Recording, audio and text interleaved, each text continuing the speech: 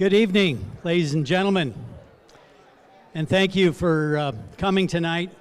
It's the second season of the Novato Speaker Series. I'm Phil Doherty, co-chair, along with my friend Sylvia Berry.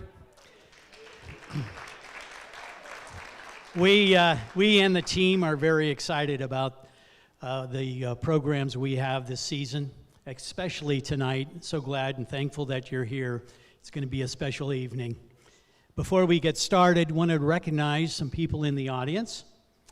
Please give it up for Mark Milberg, our mayor. Where are you, Mark? Mark? He told me he was coming early, too. Okay. You know, Novato is home to 4 awesome Rotary clubs, and all 4 clubs are sponsors of the Novato Speaker Series. And we thank them for that, and tonight we want to recognize representatives from each club. The Novato Sunrise Rotary, Sylvia Berry. The Rotary Club of Ignacio, Dean Mosier. Dean. Rotary Club of Novato, President Tom Rickey. And Novato Evening Rotary, President Greg Crabtree. Greg. Also, the Novato Historical Guild is a sponsor, in which we're grateful for, so let's recognize their president, Lynn Dawson. There she is. There's some skillful people in our midst, and I want to recognize them for their efforts tonight. Mark Bosch is our stage manager. Mark, where are you? He's managing somewhere. Okay. There he is. Renee Prado over here, audio-visual technician. Mike Morrissey here is responsible for bringing live video streaming on YouTube to the series, and he's working the camera. Thanks, Mike. Master of tickets and mentor to many, Jim Spillman. He's outside selling more tickets. And last but not least, the heart and soul of the speaker series, the one who came up with the idea of bringing something special to the community, to enlighten and to entertain for years to come. Let's thank Gary Brayman for this evening. Gary is a great example of a Rotarian in action, where you can have an idea, rally some troops, raise some funds, put feet on the ground, and create something special. So thanks, Gary, for being a great example. And finally, if you're new to the Jonas Center, the bathrooms are right down that hallway, and it would not be a special event without asking you to silence your phones and flashes. And without further delay, let me introduce here David Ruprecht, who will introduce our guests. David. Thank you, Phil. Well, I want to welcome everybody. This is our 10th evening here at the Novato Speaker Series. And tonight we are pleased to welcome, as you know, Maria Maldaur as our guest speaker. I, for one, am beyond giddy. I just got to meet her backstage because I'm confessing I am a baby boomer. And this woman has had a special place in my heart since I heard her wonderful song, Midnight at the Oasis. Believe it or not, folks, that was 50 years ago. She's celebrating 60 years in show business. She's always been very eclectic and adventurous in the styles of music that she wrote and performed. Early on, it was blues, bluegrass, and what they kind of call Appalachian old-timey music. And she's a great singer, and she can play fiddle with the best of them. I didn't know that. She was born in Greenwich Village, and she grew up in New York. And I love it that she says her early musical influences, that's why her taste in music is so eclectic, varied like Hank Williams, Muddy Waters, The Platters, Fats Domino. Nominated for a bunch of Grammy Awards, Blues Music Awards. and she's firmly entrenched in the Blues Music Hall of Fame.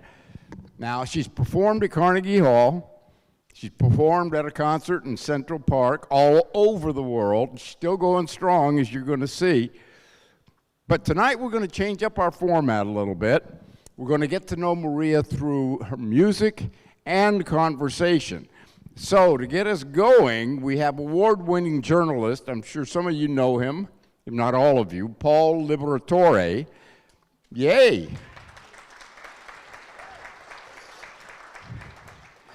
He's been writing for decades, 5 decades, doesn't look that old, in Marin here and in the Bay Area. His widely read column on the local music scene appears bi-weekly in the Marin IJ, and other Bay Area news group papers.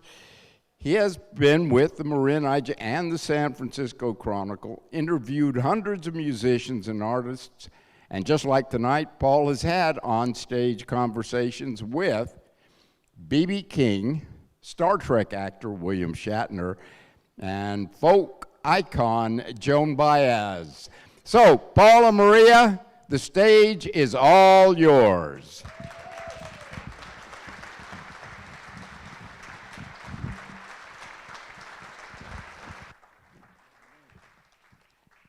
Thank you. Yes, welcome.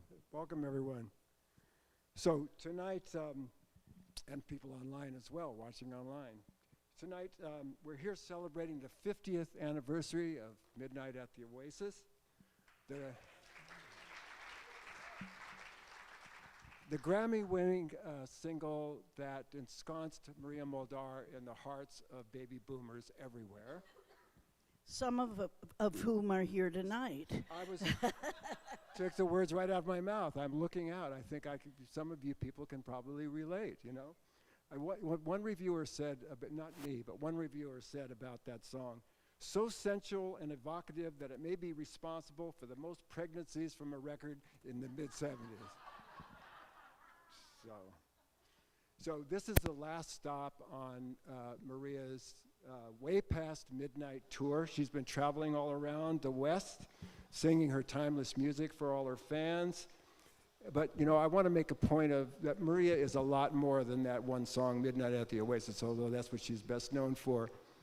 She's made 43 albums over the last 50 years and has been one of the foremost proponents of American roots music for a long, long time. In fact, Maria was doing Americana before it was called Americana. You know, she is the grande dame of American roots music, this woman right here. And we've been friends a long time, so it's a really huge pleasure for me, Maria, to share the stage with you. Well, it's a pleasure for me too, Paul. So, you know, let's get right into it. You were born into roots music. You were born and raised in Greenwich Village in the 50s and 60s during the great folk revival of that period, right? It's true. Well, I was born in the 40s. I was actually born in 1942 to Italian-American parents, much as you were. And what should I do? Tell them about it? Yeah, what was it like? You know, that was a very vibrant scene. You know, NYU, Yeah. Washington Square, all those folks. Well, for those who might not know or have personally experienced Greenwich Village, it was the epicenter of all things hip. I mean, there were, from the early 1900s, there were poets and sculptors and painters and musicians and free thinkers and free spirits of all kinds. So it was a wonderful place to grow up. It was a sort of cultural crossroads. There were also like Italian neighborhoods, Irish neighborhoods, Puerto Rican neighborhoods. So it was a kind of melting pot of a lot of interesting things going on. So you were influenced by a lot of, and got to be friends with a lot of people, John Sebastian, Mr. Bob Dylan. Can you talk about some of those folks and your relationship to them? We're kind of jumping ahead a little bit, though. Yeah, well, I mean, so I think my first musical memories were of, first of all, my mother playing classical music in the house and opera, which to a little kid sounded very gloomy and ominous, you know. But luckily I had her younger sister, my Aunt Katie, who liked what she called cowboy music, which was the sort of country music of the early 40s. And we tuned in the station from New Jersey, and she would play me Hank Williams and Hank Thompson and Kitty Wells and Hank Snow, a lot of people named Hank, as a matter of fact. And so, much to my mother's chagrin and annoyance, I fell in love with this kind of music. And my aunt, my mother taught 5 languages in the New York City school system, but Aunt Katie sold lingerie at Bloomingdale's. So to me, that was much more glamorous. So I'd go over to her house every chance I could, and she, when she came home from work, she would crack open a beer, light a cool cigarette, sit down at the little piano they had in the parlor, and play some of the songs we were listening to. And so the very first song I remember ever singing was Kitty Wells's "It Wasn't God Who Made Honky Tonk Angels." At the age of 5, I didn't know what I was singing about, but I was singing it with all my heart. So I grew up listening to that country music, and then as I got older, R&B, I could hear that at the end of the radio dial. You know, Muddy Waters, Ruth Brown, Little Walter, all those, you know, Chuck Berry, Little Richard. And I had a couple of groups myself, one in junior high school with 3 Puerto Rican girls. We had a little girls doo-wop group called the Cameos. And then in high school, I joined up with 3 gals from another neighborhood, and we formed another doo-wop group called the Cashmeres. We thought that sounded really kind of classy, I guess. But we actually ended up getting a record deal, but when my mother found out that we hadn't been at the public library doing book reports, and we were actually in the Brill building trying to get a record deal, she put a major kibosh on the whole, my blossoming rock and roll dreams. But right around that same time, what was going on the radio after this wonderful, rich, funky R&B that was turning into rock and roll, this kind of music started getting co-opted by, you know, they sent Elvis over to Germany, they drafted him and tried to replace him with Pat Boone. You know, so, and the music that had been so funky and so attractive to me kind of just started getting very insipid. So I was a little disillusioned, but right around that time, what he was mentioning is what started happening. There started to be this emerging scene called the folk scene in New York City and other urban centers, but the Greenwich Village was really the epicenter of it. And it was a time when people in the urban north were starting to discover and explore all kinds of American roots music, bluegrass, Appalachian old-timey music, blues, Delta blues, gospel, jug band music. And so everybody was learning to play, you know, banjos, guitars, and fiddles and so forth. And it was a very exciting time. I mean, because to hear this wonderful, authentic, soulful music after how insipid the music on the radio had become by the late 50s, when we're talking How Much Is That Doggy in the Window, you know, that I can see looking back how attractive it was to hear the real music of our culture. So you started with jug bands, though. That was kind of your first professional experience, was singing with jug bands, Well, other than your doo-wop groups, of course. But say again? other than your cashmeres and all Yeah, of well, that? my cashmere's were. Well, I started listening to all kinds of American roots music. There were people jamming with fiddles and banjos, guitars, mandolins, and we were listening to this music on old recordings that had mostly been recorded, on field recordings in the South and put on compilations. And when we heard this music, we thought the people singing and playing were coming to us from beyond the mists of time, like from way far away and long ago. But what we started to realize was that a lot of these artists that we loved were actually quite alive and well and living in the South and playing this kind of music as part of their culture and part of their lifestyle. And we started bringing them up north to concerts, and that's when I got to experience all kinds of people like Mississippi John Hurt, Doc Watson and Gaither Carlton, just so many, bluegrass acts. It was just a very exciting time. And you would join jug bands. The first one, what was the first one with John Sebastian and people? Well, like that? yeah. Well, prior to that band, this is a little known fact. One of the kinds of music I loved was bluegrass music, and when I was about 19, I was the lead singer in a bluegrass band called Maria and the Washington Square Ramblers, and it featured a young, brilliant mandolin player named David Grisman, that was people were forming bands left and right, and so that's how I knew David Grisman. But I got to one day, he and John Sebastian, they were both going to NYU. They came running over to me and said, "Guess what? We're going to join a jug band. We're forming a jug band, and we want you to be in it." And so that was the first official band. It was, we were going to be recorded by Victoria Spivey, who was a blues singer who had her own record label.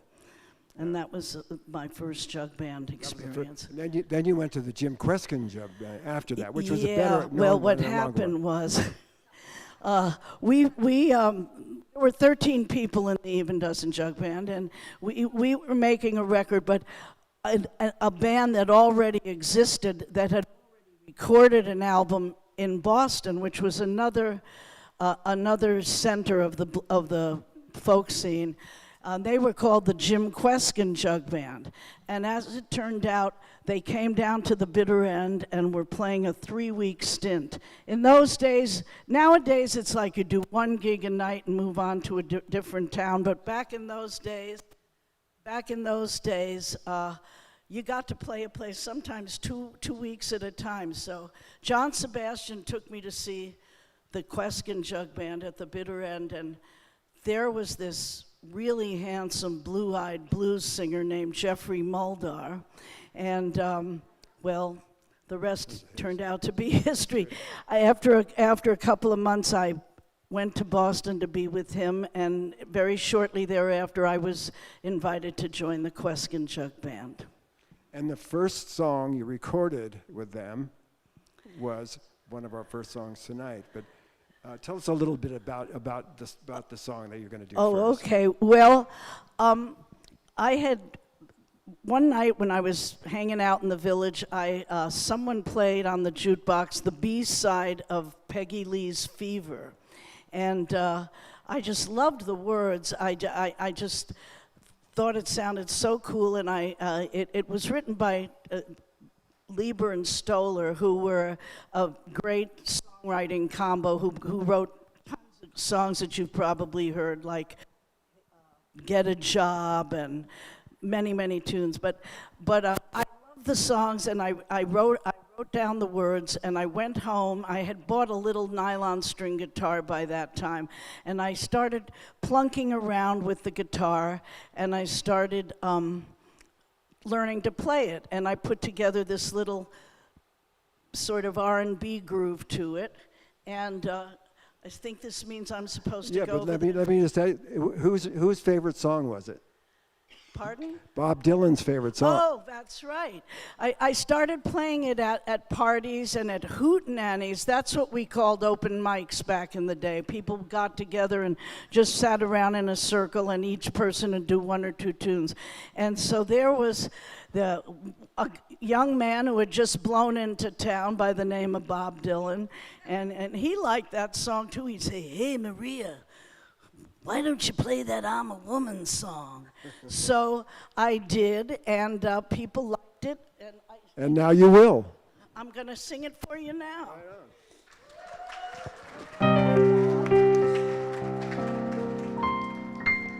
It was the first song I recorded with the jug band, and oh, this is way too high, help. We hope this all isn't too slick for you so far. But I recorded it with the Queskin Jug Band, and it kind of became my theme song. And then I later recorded it with on my second solo album, and it became my second biggest hit after Midnight at the You Know What. So we'll try it for you now. This is Eamon Flynn, my wonderful piano player. Okay. So I started plunking away with the guitar and put this little groove to it.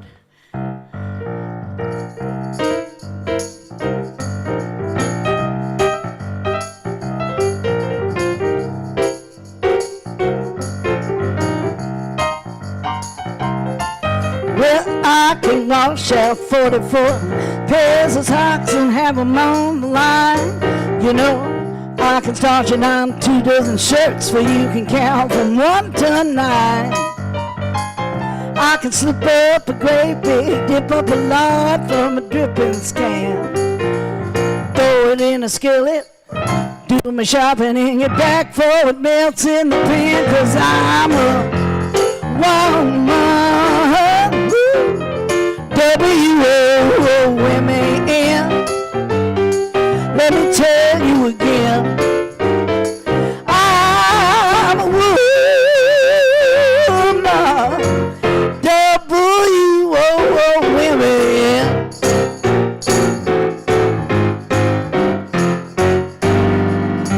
When I can rub and scrub till this house shines just like a dime. Feed the baby, grease the car, powder my nose at the same time. I can get all dressed up, go out and swing to 5 a.m. and then jump in bed at 5, rock it till 6. Start all over again, 'cause I'm a woman, W-O-O-M-A-N. Let me tell you again, I'm a woman, W-O-O-M-A-N.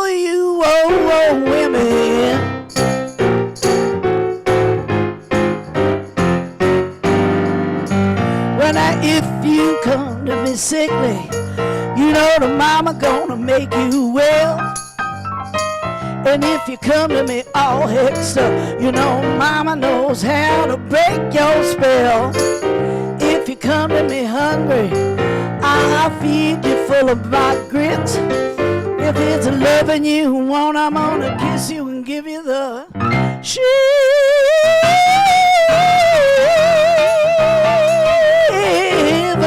fits. Whoa, whoa, baby, let me do it again. I'm a woman, W-O-O-M-A-N.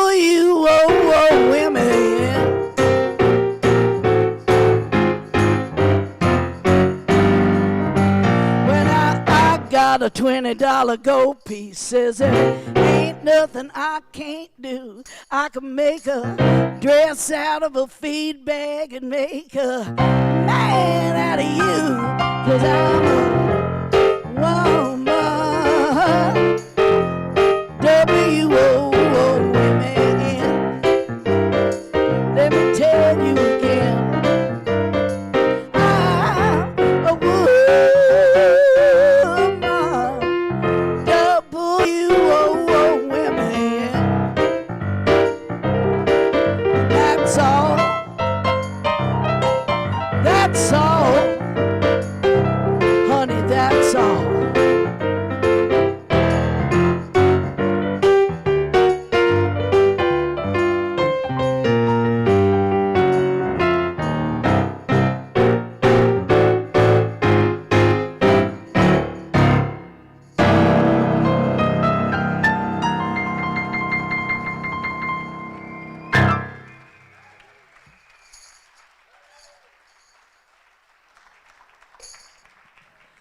Thank you.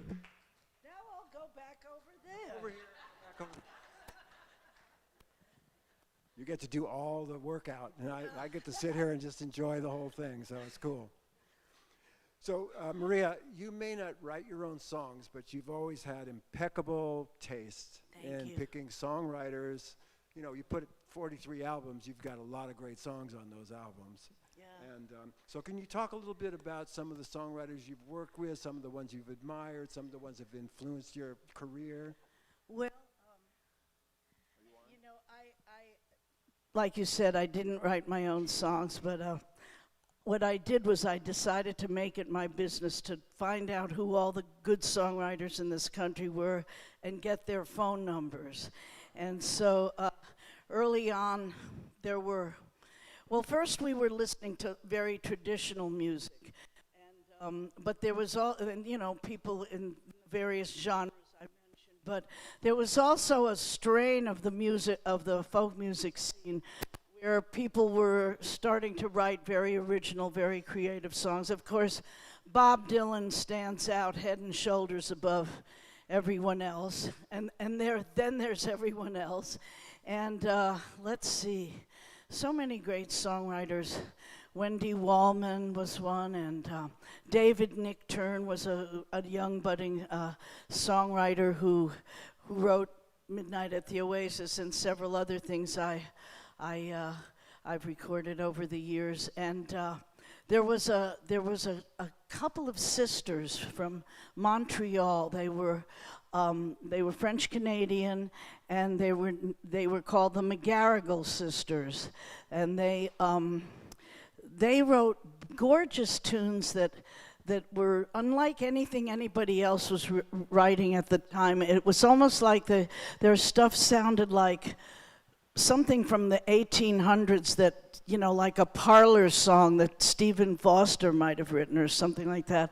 And I ended up recording quite a few of their tunes when I ended up doing my solo albums. And Didn't they write Heart Like a Wheel, too, for Linda Ronstadt? They did.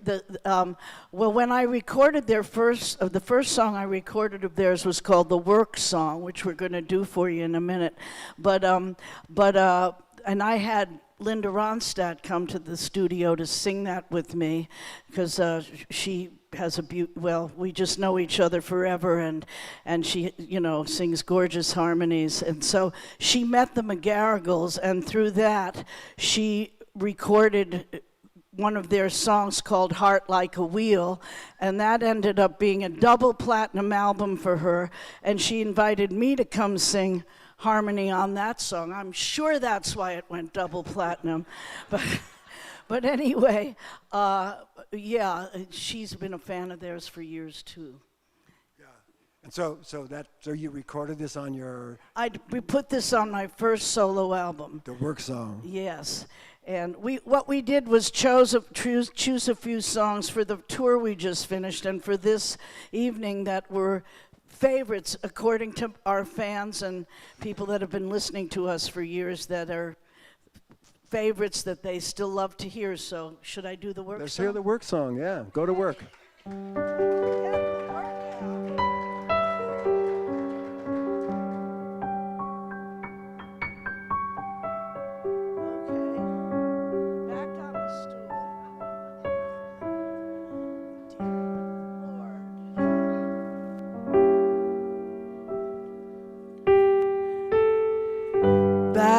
Before the blues were blue, when the good old songs were new, songs that may no longer please us, about the black folks, about Jesus, Mississippi minstrels, the color of molasses, strumming on their banjos to entertain their masters.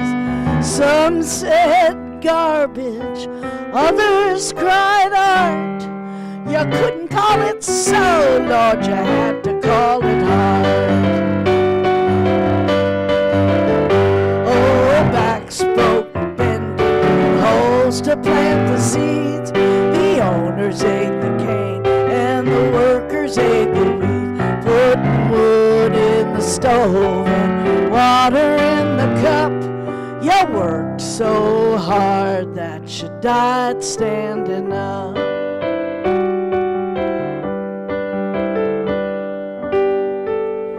When I was a little thing, Papa tried to make me sing Home Sweet Home and Orally. These were songs that my daddy taught me. Camptown races and Susanna, don't you cry. Gentle Annie still brings a tear to my eye. Label it garbage, label it art. You couldn't call it so, Lord, you had to call it hard. Oh, backs broke, bending, digging holes to plant the seed. The owners ate the cane, and the workers ate the wheat. Putting wood in the stove and water in the cup. You worked so hard that you died standing up.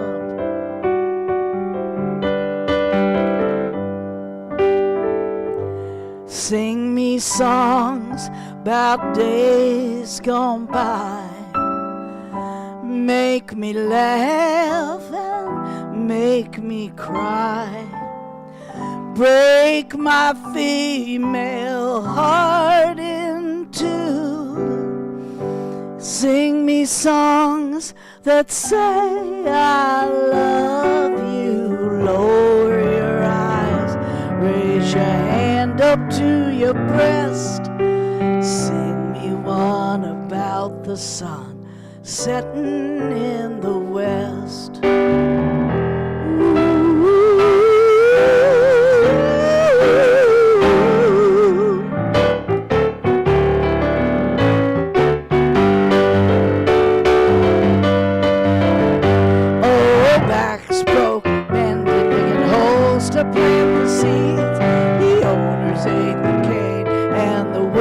Ate the wheat, putting wood in the stove and water in the cup. You worked so hard that you died. One more time, y'all. Backs broke, bending, digging holes to plant the seeds. The owners ate the cane, and the workers ate the wheat. Putting wood in the stove and water in the cup. You worked so hard that you died standing up.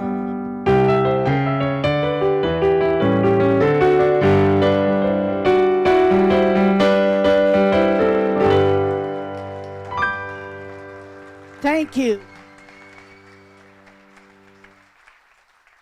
Okay. Don't work so hard that you die standing up, okay? Yeah. All right, good. So you've worked and recorded with, some of the great musicians of our time. David Grisman, you mentioned. You were in Jerry Garcia's band for a while. You were in Garcia band. Yeah, that's jumping way ahead, but yes, I did eventually. When I moved to Marin in the 70s, later 70s, I ended up being in the Jerry Garcia band, and that was a wonderful experience. And when you and I were talking about doing this show, you mentioned somebody's name that I was familiar with, but I hadn't heard anybody talk about for a long time. It was somebody from a generation before us. Yes. And I knew of him, and I knew some of his songs, and you ended up recording, one of his great songs. I'm talking about Hoagy Carmichael. I think many of you probably know who Hoagy Carmichael is or was, but just to remind you, I'm going to remind you that he was, from Indiana. He was a Tin Pan Alley songwriter, and he wrote. He died in 1981. But anyway, before he did, he wrote Stardust, Georgia on My Mind, Heart and Soul, Skylark, Old Buttermilk Sky. in the cool, cool, cool of the evening. Couple of songs you may have heard of before. Yeah, absolutely. And he also wrote Old Rocking Chair. Yeah, so I was, when I ended up on Warner Brothers Records, we're jumping around a lot, you know, after the Jug Band.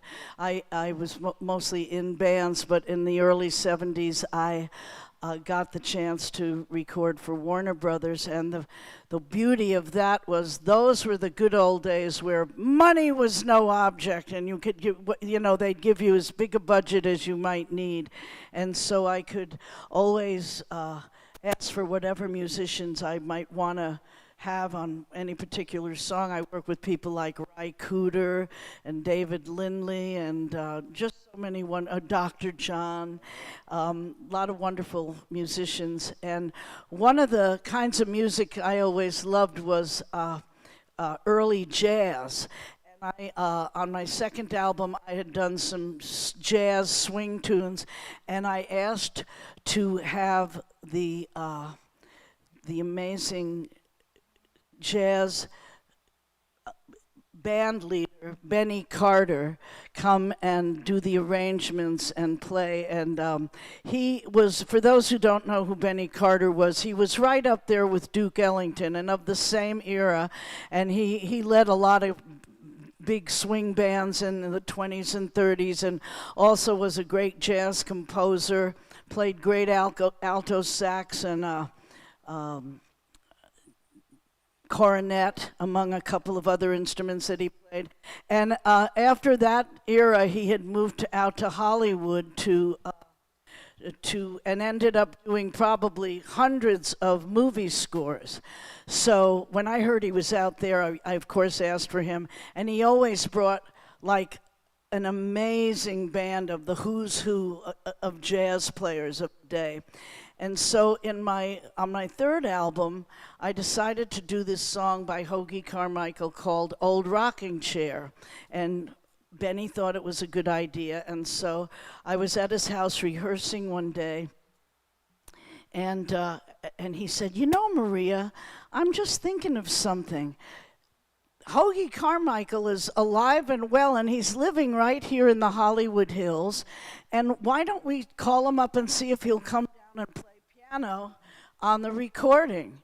And I said, "Oh my God, do you think he would?" So he said, "Well, let's see." So he called him up, and said, "Hey, Hoagy, I'm here. It's been a long time since I've seen you, but I'm here with this young gal. She's quite popular these days. She's had a couple of big hits, and she's a huge fan of yours. She wants to record one of your songs, Old Rockin' Chair, and we were hoping you'd come down to the studio and play piano on it." But so Hoagy said, "Oh, gee, Benny." He said, well, Hoagy was probably about 78 at the time.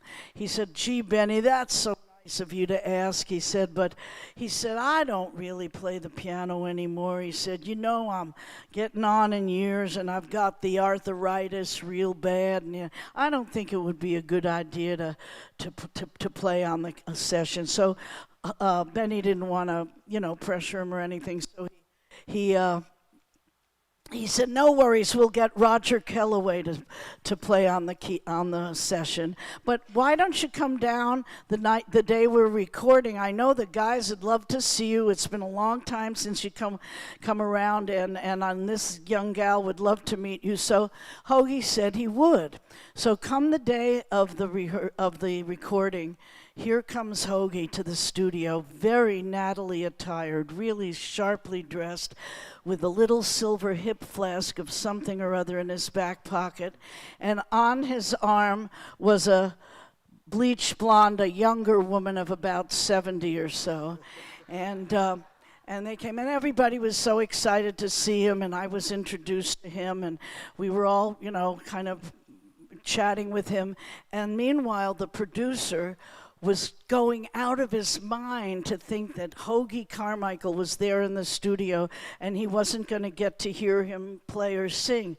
But he hit on an idea, and he said, Hoagy, I know you're not going to be on the recording, he said, but do you think you would mind just going to the piano and playing and singing the song a little bit for Maria, just to show her how she should sing it?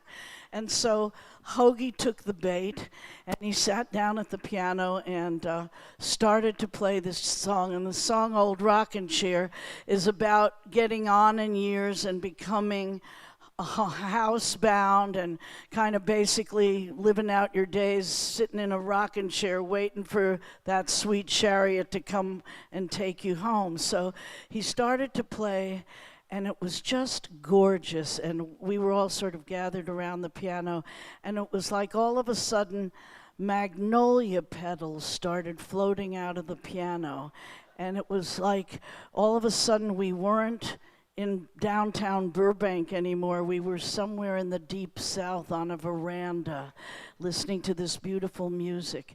And by the way, there was absolutely nothing wrong with his piano playing at all. It was just gorgeous. And is this on? Is this still on? And I was very moved because I suddenly realized he must have written the song when he was at my age at the time, you know, maybe in his early 30s. And now he was in his late 70s, and the song was kind of come true for him. So that was a poignant moment. And so anyway, we all got ready to record. They put me in the vocal booth, and the Benny Carter and this fabulous big band was out in the main part of the studio, and we started going through the song. And when Hoagy heard it, all of a sudden he tugged on the producer's sleeve and he said, you know, I'm just thinking something. Back in the day, I used to do this as a duet with Jack Teagarden. And he said, do you think, and we used to do this little harmony part at the end, do you think I could do that with Maria? And the producer said, are you kidding? Of course. And they ran out and slapped another mic right next to me, and we kind of went over our part, how we were going to do this. And so then we were all ready to record, and Benny Carter started, you know, raised his baton and started leading this fabulous band through the song. And I was very, very nervous because there was Hoagy standing right next to me. And I was also very moved. And I was just singing my little heart out. And but when we got to the end, where we were supposed to go in to do this harmony, I kind of messed up because I was all of a sudden singing something I hadn't been used to. So we get to the end of the song, and Hoagy and I look at each other and go, we messed that up. We're going to have to do that again. But meanwhile, out in the studio, Benny Carter knew that these guys had played it flawlessly, and he was about to tell them to go take 5 before we went on to the next song. And Hoagy saw everybody putting their horns and their instruments down. He said, no, wait a minute, don't go anywhere. We have to do it again. We messed up. We're going to have to record that again. Well, everybody looked at each other. We all looked at Benny. We looked at each other. And we all simultaneously realized that this was kind of like a Rip Van Winkle moment for Hoagy, because it had been so long since he'd been in the studio. He didn't realize that now we were recording on multiple tracks, so that if the guys played it flawlessly and we had to redo our part, they could go out and have a smoke and we would just re-record our part on our tracks. But nobody wanted to make him feel uncomfortable, so without saying a word, all those wonderful guys sat back down, picked up their instruments, and pretended to play the whole song all the way through till we got to the end and we did our part right. And that's my Hoagy Carmichael story.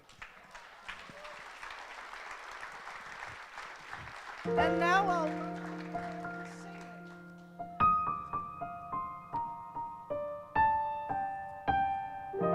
Something's not. What? Brought this down a little bit. Yeah. Oh, you did it? Oh, okay. I used to be taller. Oh. Is that too much? No. It's all okay. Thank Thank you, young man. All right, so here we go, old rocking chair.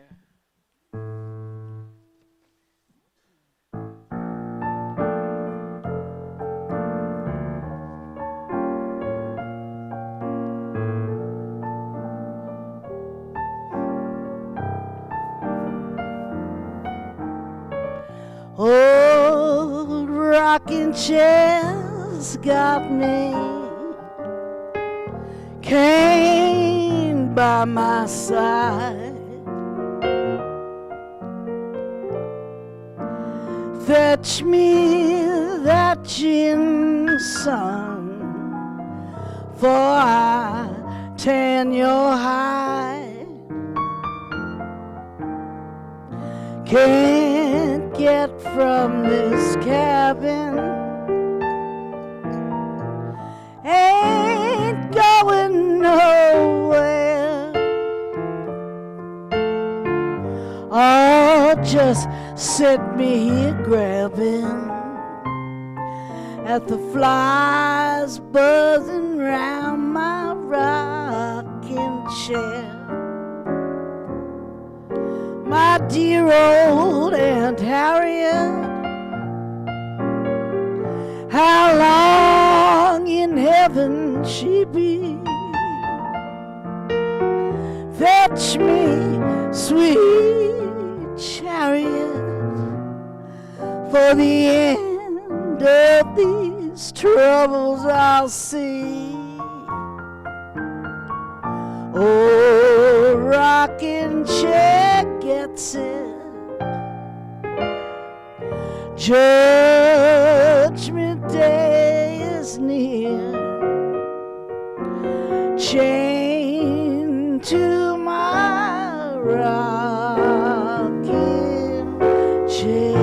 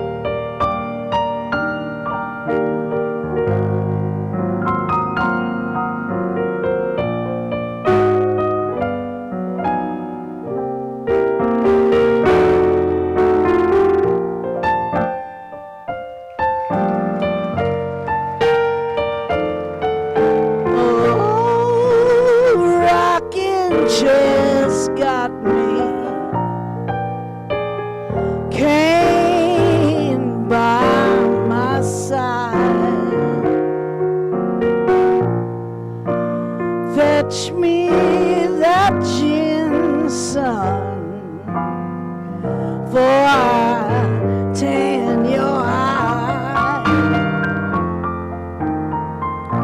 Can't get from this cabin, ain't going nowhere. Oh, just sit me here grabbing at the flies buzzing round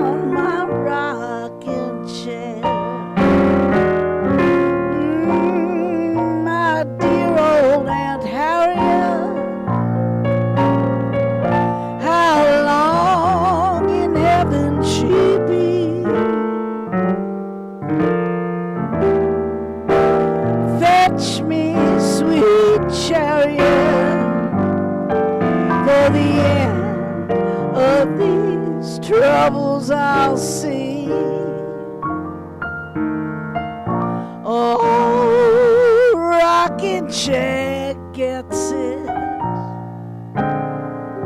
Judgment day is near. Chained to my rocking chair.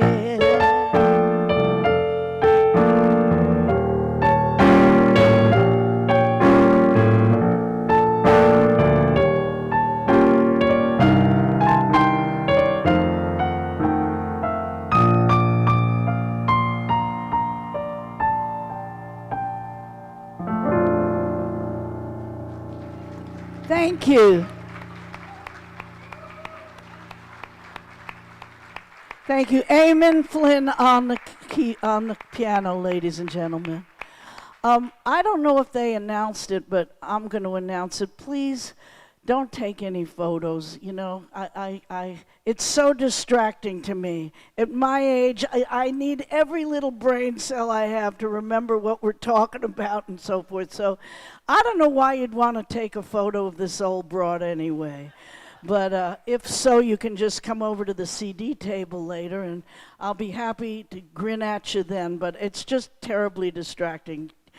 Can we just do like our old hippie guru used to say, good old Baba Ram Das, and let's just be here now.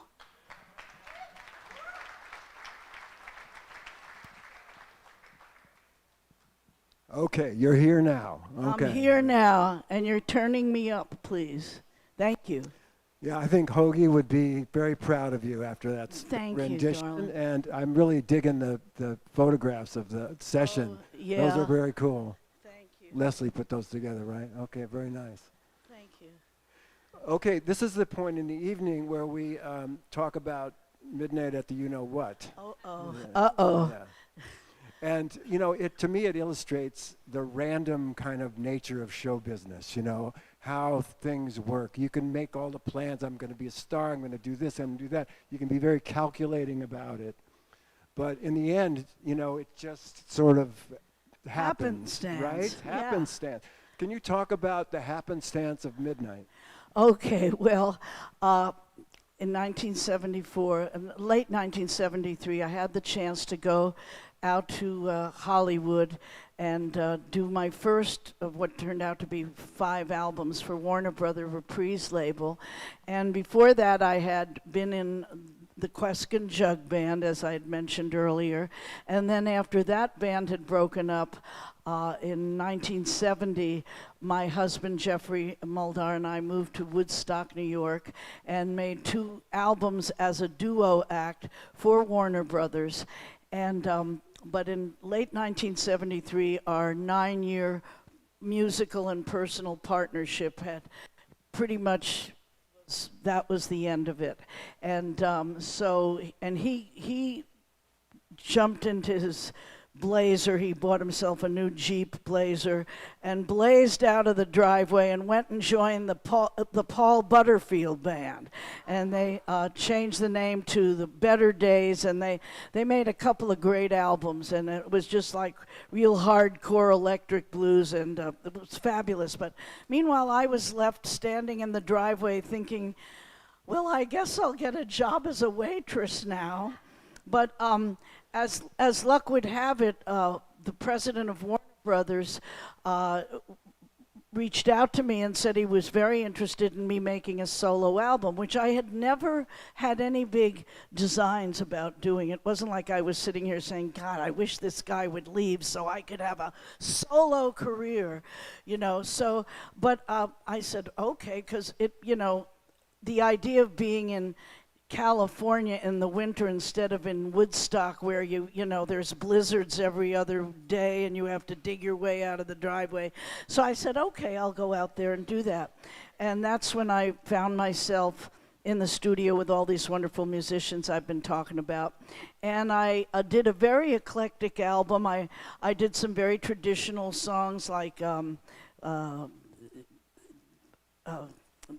Dolly Parton song called Tennessee Mountain Home. I did a Jimmy Rogers song called Any Old Time, and a lot, and also some songs by some contemporary writers like the McGarrigle sisters, and there was this young guitarist named David Nichtern, and he had written this beautiful little country waltz called I Never Did Sing You a Love Song. And that, I had planned to do that on the album. And so he was so excited that someone was going to do one of his songs and actually record it that he drove all the way out to California in the dead of winter in his little VW Bug and hung around the studio. He was hoping maybe they'd let him play rhythm guitar on one of the the track of his song, which they did. And he'd come to the studio every day, and he was very supportive of me because I was just falling apart. I was a young, now single mom, and I felt like I was in way over my head. I was in the studio with all these Top Gun musicians, and I really didn't know what the heck I was doing. I was just kind of doing it day to day. Anyway, so one day we're almost done with the whole album, and we come into the studio, and Lenny Warnker, our producer, said, you know, I've been listening to the tracks, and we have some nice up-tempo songs, and we have some nice slow ballads. He said, I think if there was one more medium-tempo song, it would really round the album out. I think it would be very well balanced. He said, can you think of anything? So we're standing there and I'm drawing a blank, and I look over at David, and I felt this sort of wave of gratitude towards him for being so supportive of me. And so I said, well, I don't know. I said, David, you know that weird song about the camel you wrote last year? Is that a medium tempo song? He said, yes, it is. And he whipped out his guitar and started playing it for the producer. And the producer listened. He wasn't wild about it, but he said, that's cute. He said, you want to do that? We said, yes, let's do that. So that very afternoon, they called Jim Gordon on drums, Freebo, who used to play with Bonnie Raitt. We got him in to play bass on it, and just got a wonderful band together. Amos Garrett on guitar, and David Nichtern got to play rhythm guitar on it as well. And we recorded Midnight at the Oasis, and the rest is history. God really rewarded me for that moment of gratitude that I've felt, and the song the whole album came out, because back in those days they weren't even pressuring you to come up with a hit single. They just let you make an album of whatever you wanted. But anyway, after it started climbing the charts, and by June of 1974 it reached number 6 on the Billboard charts, and then was nominated for 2 Grammys, and here we are 50 years later, and people still want to hear the song. So,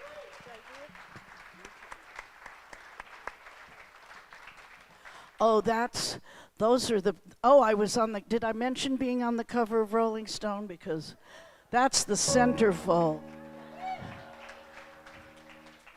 That's when I first fell in love with you, Maria, when I saw that. Where are they all now?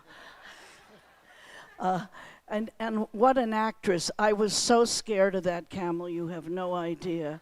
But I managed to pull off looking somewhat nonchalant. Okay, so here we are, Midnight at the Oasis. Let me count it off.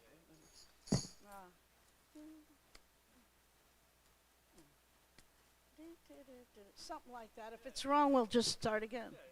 Okay.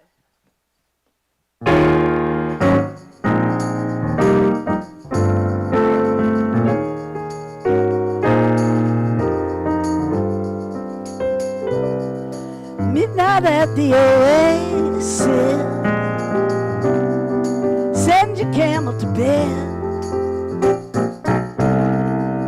Shadows painting our faces, traces of romance in our head. Heaven's holding a half moon, ooh, shining just for us. Let's slip off to a sand dune real soon and kick up a little dust. Come on, cactus is our friend. He poured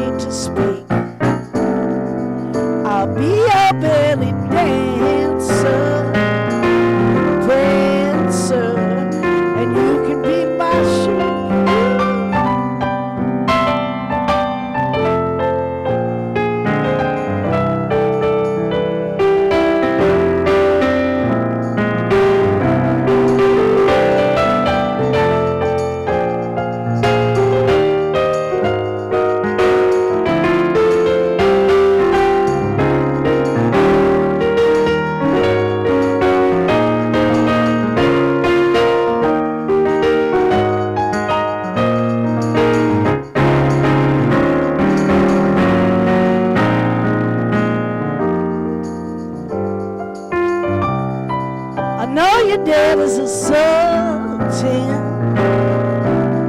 a nomad known to all, with 50 girls to attend him. They all send him, and your dad is back and call. Ooh, but you won't need no harem, honey. Ooh, when I'm by your side, and you won't need no candle. Well, no, when I take you for a ride, come on, cactus is our friend. He point out the way. Come on, till the evening ends, till the evening ends. Midnight at the Oasis. Come on and send your crazy little camel to bed. Shadows painting our faces, traces of romance in our hair. Ooh, come on. Ooh, yeah, come on. Ooh, oh, yeah. Come on.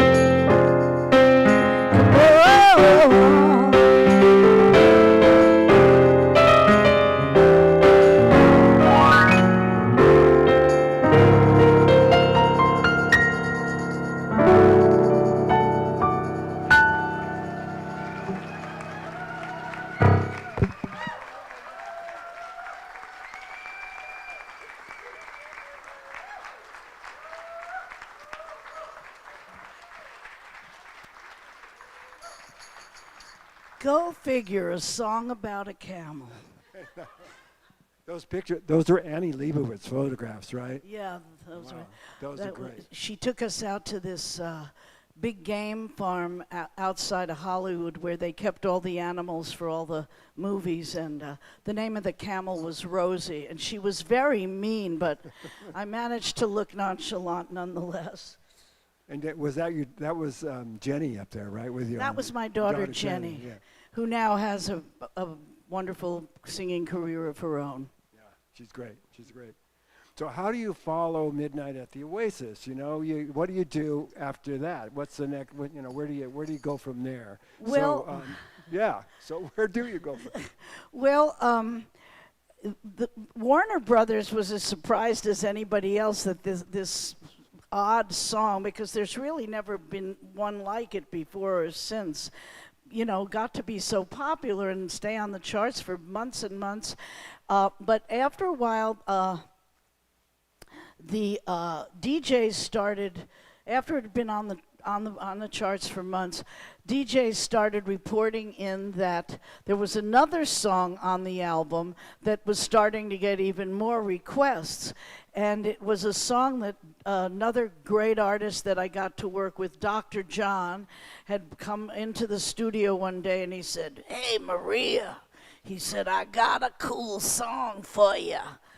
Kind of hurts to talk like that. I don't know, but anyway, he brought in this little cassette, and it was a tune written and recorded by a wonderful blues woman named Blue Lou Barker, who, along with her husband Danny Barker, had been fixtures on the New Orleans music scene for decades.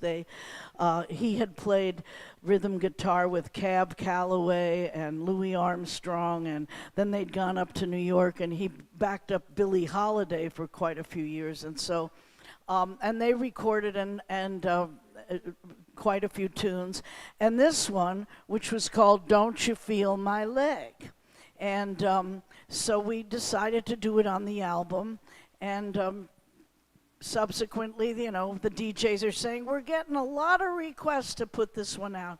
So Warner Brothers came to me and said, "We have a chance to put out a follow-up hit, you know, how about Don't You Feel My Leg?" I said, "Well, sure, that's fine with me." And they said, "But we want you to think about something." they said, if you put out Don't You Feel My Leg, you might forever be pigeonholed and categorized as a red hot mama or a sex symbol. And I said, yes, and they said, no, but we want you to think seriously about this, Maria. If you do, why don't you go home and think about it? You have to now, you're at the point in your career where you can decide if you want to be known like that or if you want to be known as a serious artist. So I thought about it all weekend, and I went back in and called them up on Monday morning, and young fool that I was, I said, I've thought it over and I want to be a serious artiste. So we never did put out Don't You Feel My Leg as a single, but it still is the most requested song of all the songs in our repertoire. And I had the chance to do an album a few years ago, just about 5 years ago, paying tribute to Blue Lou Barker, because it turned out she and her husband had written dozens of songs equally naughty, bawdy, and funny and clever as Don't You Feel My Leg, with titles like Bow-Legged Daddy and Loan Me Your Husband, and songs like that. And I went to New Orleans and did this in 2019, and it was nominated for a Grammy. So, shall I do Don't You Feel My Leg now? Let's do that. Let's do that one, yeah.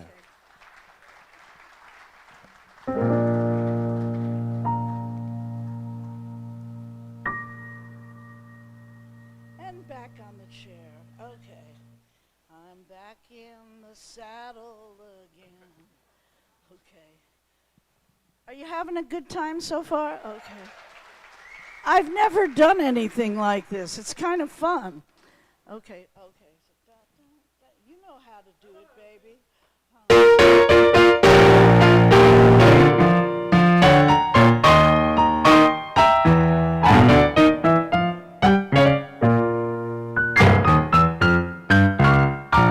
Don't you feel my leg?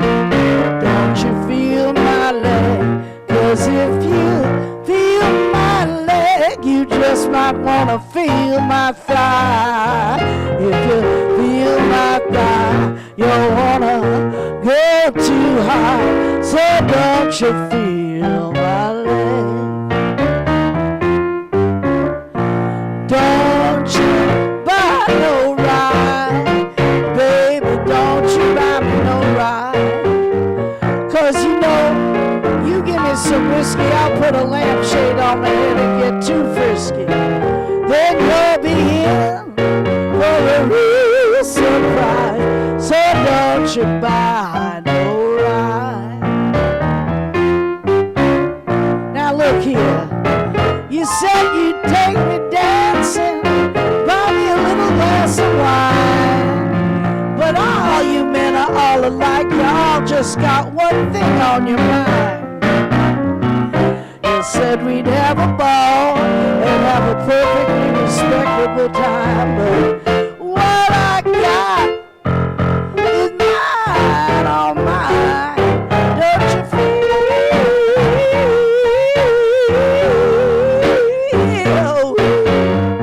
'Cause if you feel my leg, you ain't gonna be able to resist my plump little thigh. You feel my thigh, it's gonna get you high. So don't you feel my leg? Don't you feel my leg? Don't you feel?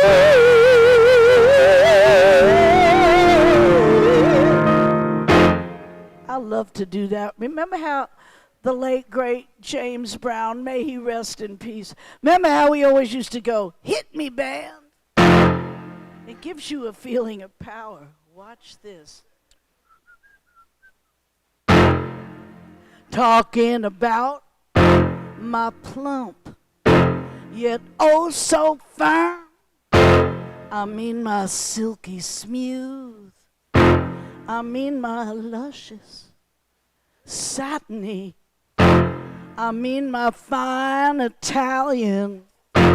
I mean, don't you dare touch it, baby, 'cause you know it don't belong to you. I mean, my little old lady.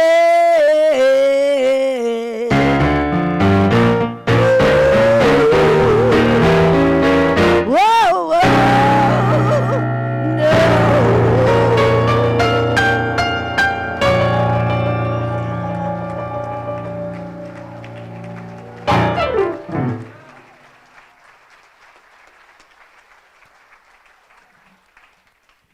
Thank That you. was awesome.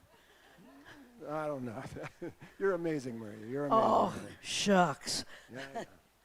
Can Well, I you know, you get a lot of your soul and your feeling in your music from New Orleans. You've always been a New Orleans music fan. Yeah. You've told me many times how much you love being in New Orleans. There's something about the air, the people, the music, the food. Let's not forget the food. No. Yeah, and all of that sort of thing. You know, you almost moved there, right? Pardon? You almost moved there, did you not? I did. I've been there so much that both the people there and here thought I had moved there. So when people ask, I just say, well, my heart and soul are in New Orleans, but my furniture's still in Mill Valley. And to our advantage, to our luck, that you're still in the valley. Been there forever, you know, right? A long time. Yeah, I moved here in '76. Okay. And once I saw the beautiful North Bay, I never looked back, and I'm happy to say I'm going to be here forever. Good. Yeah.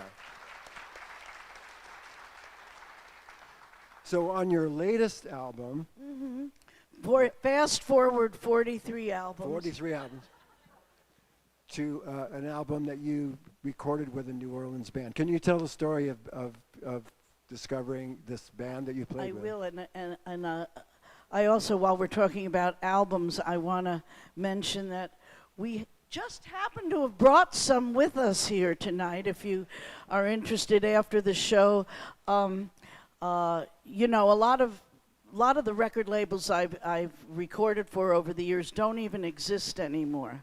But I'm still here, see? So we put together some compilations, and for the 50th anniversary, we put together a compilation with 2 CDs, 25 songs called Way Past Midnight, because it is way past midnight.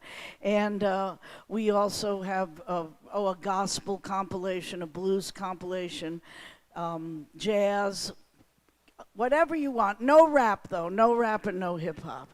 But anyway, so a few years ago, I got to hear this wonderful band of young street musicians named Tuba Skinny. And they are just wonderful. They are young, but they play like old souls. I heard a recording, and I was sure I was listening to an old scratchy 78 from the 20s or 30s. And turned out the person told me it was a young band. I didn't believe them. She had to show me the album cover before I would believe it wasn't an old band. But anyway, I became their biggest fan and got to go down to New Orleans a few years ago. There was a brief break in the pandemic, and I snuck to New Orleans and did an album with them. And we did all songs from that era. And it's one of my favorite things I've ever done, I have to say. And shall we do the song from it? Yeah. I actually reviewed it. I described it as like a warm hug, that album. What? A warm hug. Ooh, I like that, Yeah. a warm hug. And we needed it during that time. We really needed it. Oh, yeah. And the album was called Let's Get Happy Together. Yes, so, and we'll do that. And this song was written by Louis Armstrong's second wife. Her name was Lil Hardin, and she was a great band leader and songwriter and piano player. And so we'll do this song now. Da, da, da, da. We should have thought of the feng shui of this a little better, but what the heck. This is their first time doing this. So I think this is going to be a nice series, and I want to thank the college for having us here, and I hope you've enjoyed our little presentation. Give a hand to Eamon Flynn on the keyboard. Oh, I have to, where's my tambourine? Where is it? Is it there? Oh my God, okay. Thank you. For those who don't know, this is the Sicilian national instrument, you know. It is. They do the tarantella with it. Okay, here we go. This is the theme of tonight's evening. It's called Let's Get Happy Together.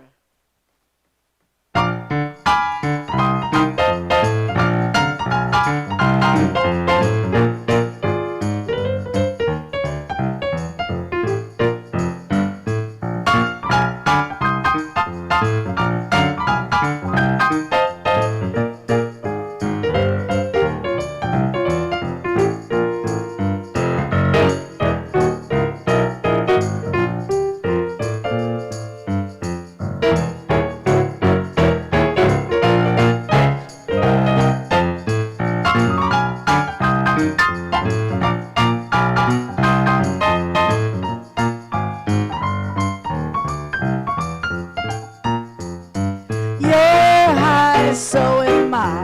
Let's get happy together. You're blue, me too. Let's forget about stormy weather. You lost your baby and I lost mine.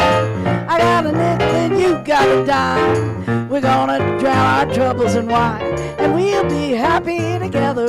Oh, now why should we worry just because they turned us down? Come on, baby, let's show 'em. We're gonna show 'em that we're no clown. Now you can dance and I can sing. I got the finger and you got the ring. We get the parson to fix this thing and we'll be happy together.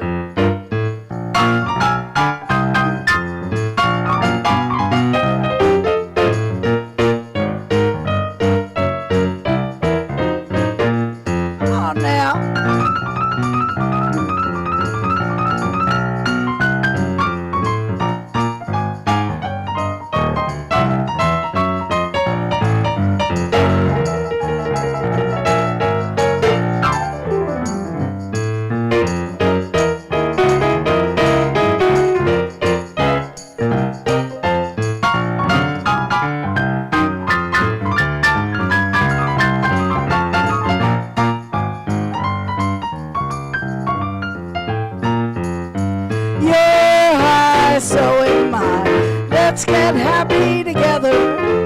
You're blue, me too. Let's forget about stormy weather. You lost your baby and I lost mine. I got a nickel and you got a dime. We're gonna drown our troubles in wine and we'll be happy together. Well, now why should we worry just because they turned us down? Come on, baby, let's show 'em. We're gonna show 'em that we're no clown. Now you can dance and I can sing. I got the finger, but you got the ring. We get the parson to fix this thing, and we'll be happy together.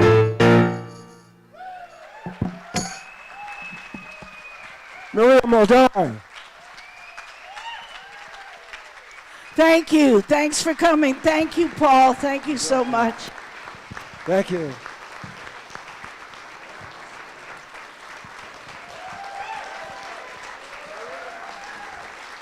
Thank you.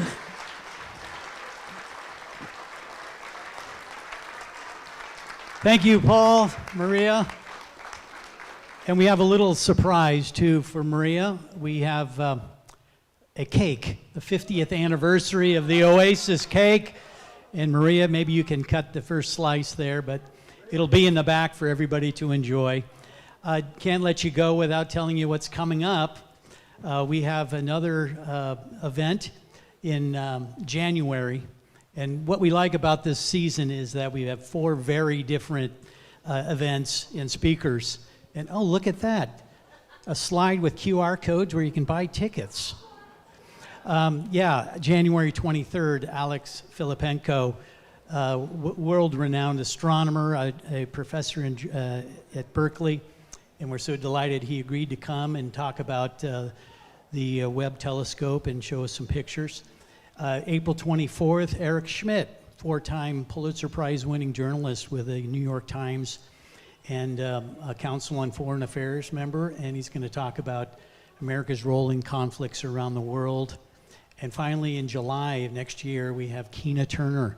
He's going to talk about the run of the Super Bowl run in the 80s, and he's currently the senior advisor to the general manager, so he has lots to share about the last decades of Niner football. So it's going to be a great season. I hope you'll enjoy it.